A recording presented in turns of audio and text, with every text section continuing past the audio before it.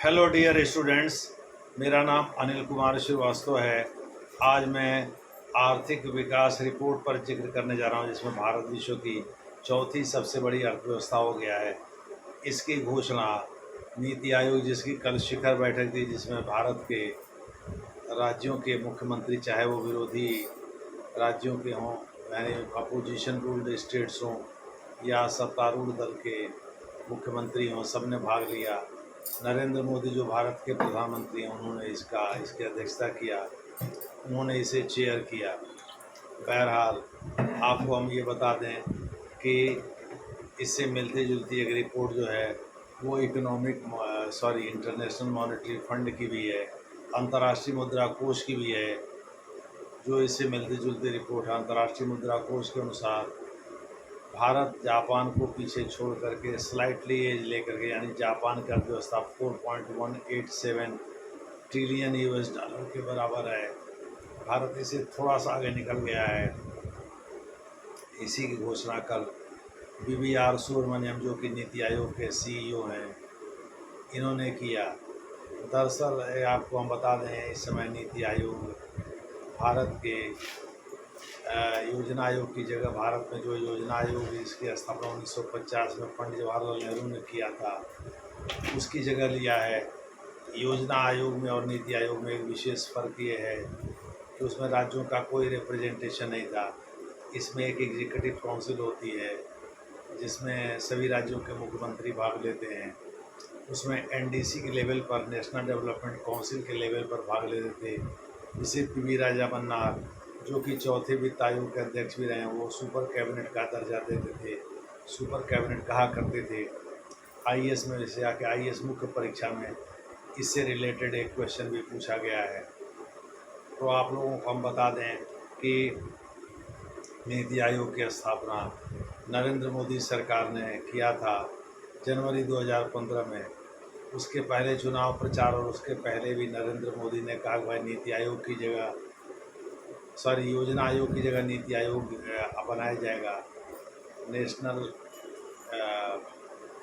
नीति NITI, national information for transforming India, दूसरे शब्दों में भारत को बदलने वाली सूचना क्रांति।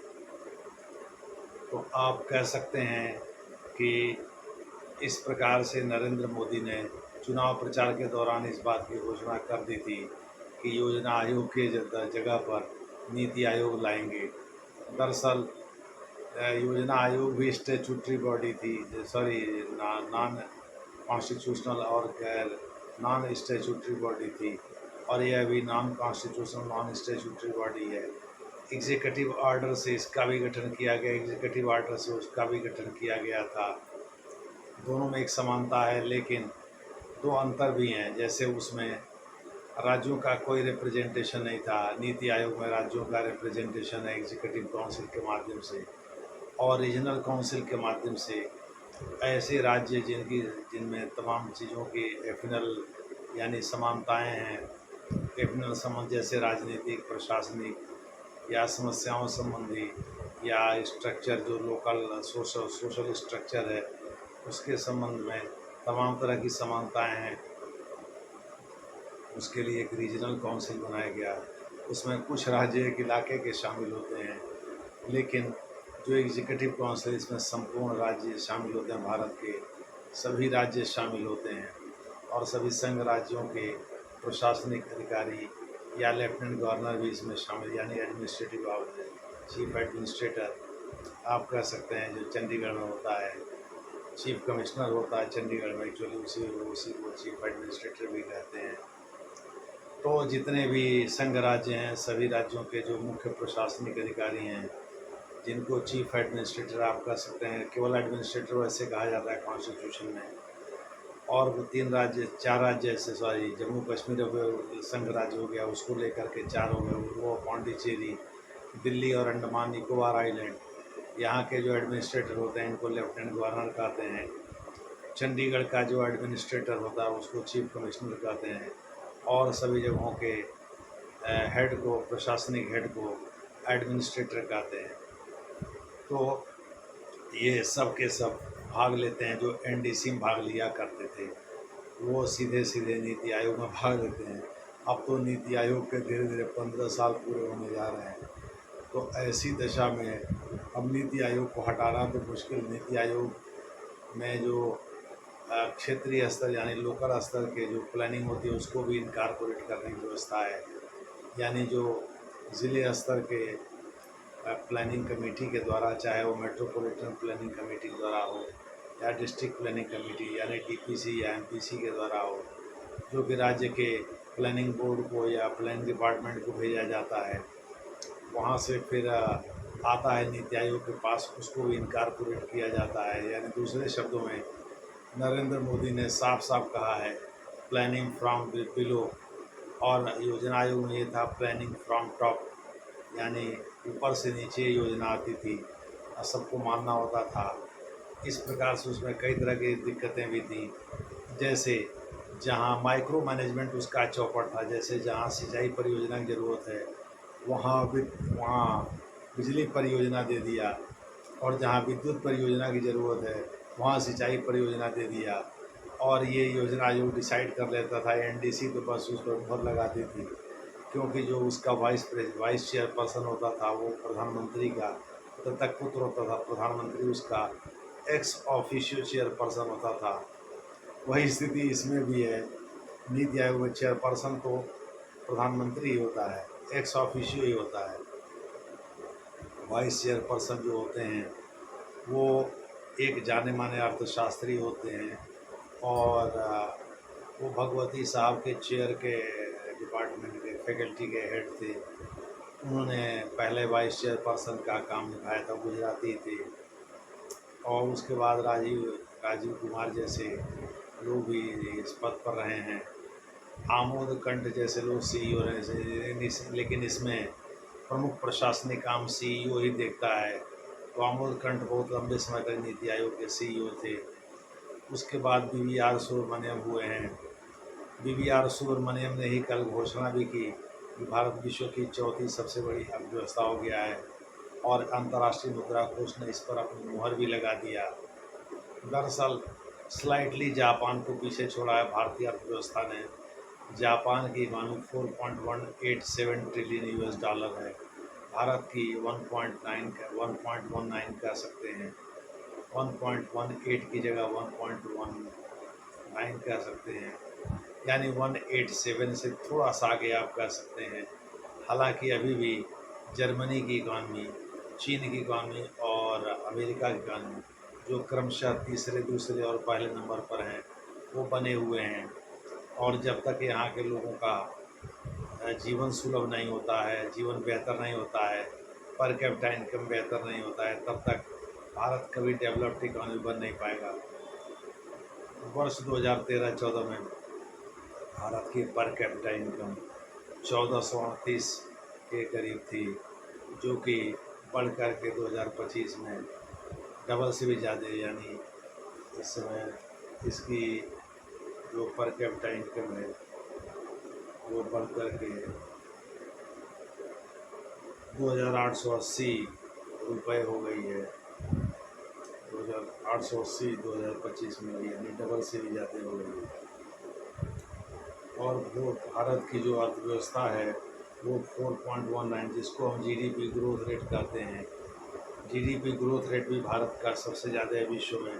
पूरा विश्व जहाँ 2.8% एनुअल ग्रोथ रेट के साथ आगे बढ़ेगा, वहीं चीन की इकॉनमी किसी ज़माने में सबसे तेज़ गति से आगे बढ़ रही थी। चीन का जीडीपी एक ज़माने में 11% तक पहुँच गया था। वो डेंग शाओपिंग के बाद, जब जियांग जेमी ने इसका पद संभाला था, वहाँ के महासचिव का और राष्ट्रपति बने थे, तो 11% तक ग्रोथ रेट हो गया था चीन का। लेकिन कोविड के बाद जो है चीन की इकॉनमी धराशायी हुई है, बहुत कमज़ोर हुई है, नीचे आई है, यानी 4.4% के आसपास एनुअल जीडीपी ग्रोथ रेट है, जबकि भारत का आईएमएफ के अनुसार 6.2 है। वैसे पहले आईएमएफ ने 6.5% एनुअल ग्रोथ रेट का जिक्र किया था जीडीपी में भारत के, लेकिन रिवाइज एस्टिमेट 6.2% का है, तो भी कम नहीं है। हालांकि भारत के लोग अभी भी 6.5 ही मानते हैं।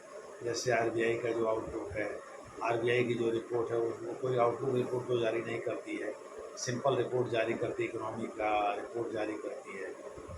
तो आरबीआई की जो इकोनॉमिक रिपोर्ट है उसके अनुसार भी 6.5% है, जो पहले 7% था। तो भारत में ज़्यादातर इंडियन इंस्टीट्यूट ऑफ स्टैटिस्टिक्स का भी यही अनुमान है,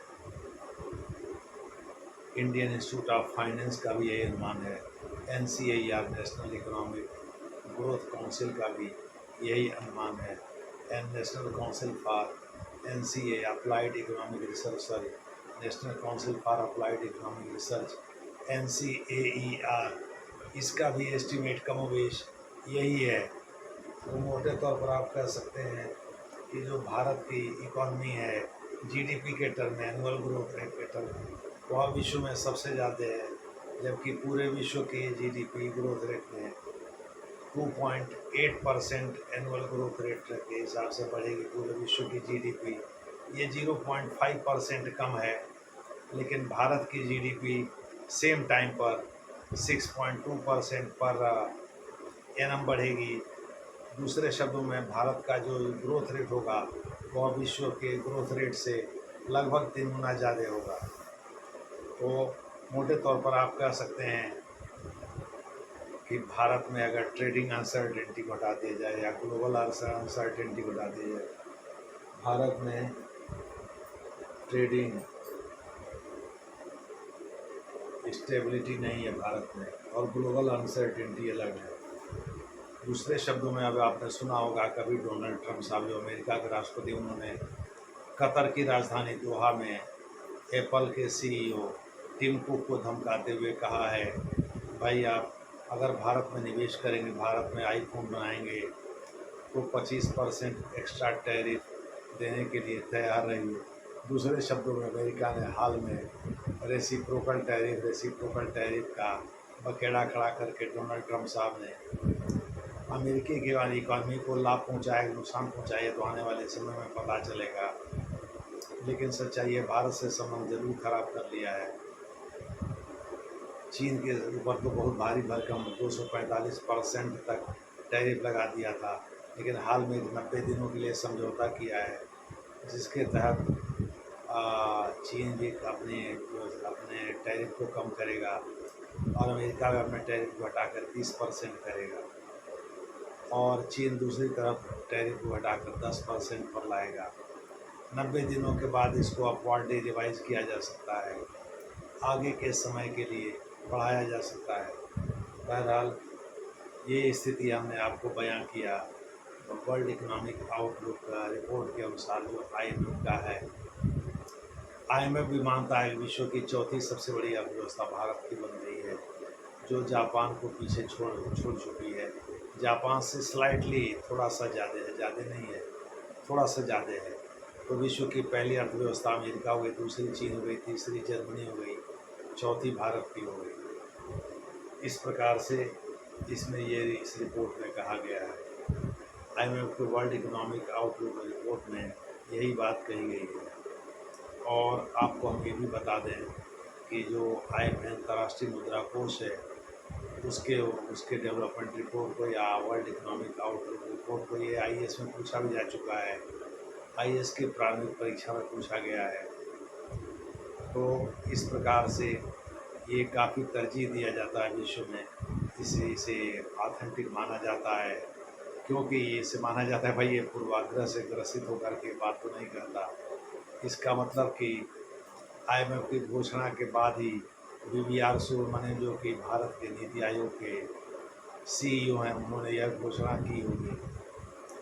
अब देखते हैं आने वाले समय में भारत की अर्थव्यवस्था कौन सी करवट लेती है, ऊँट किस करवट बैठता है। धन्यवाद।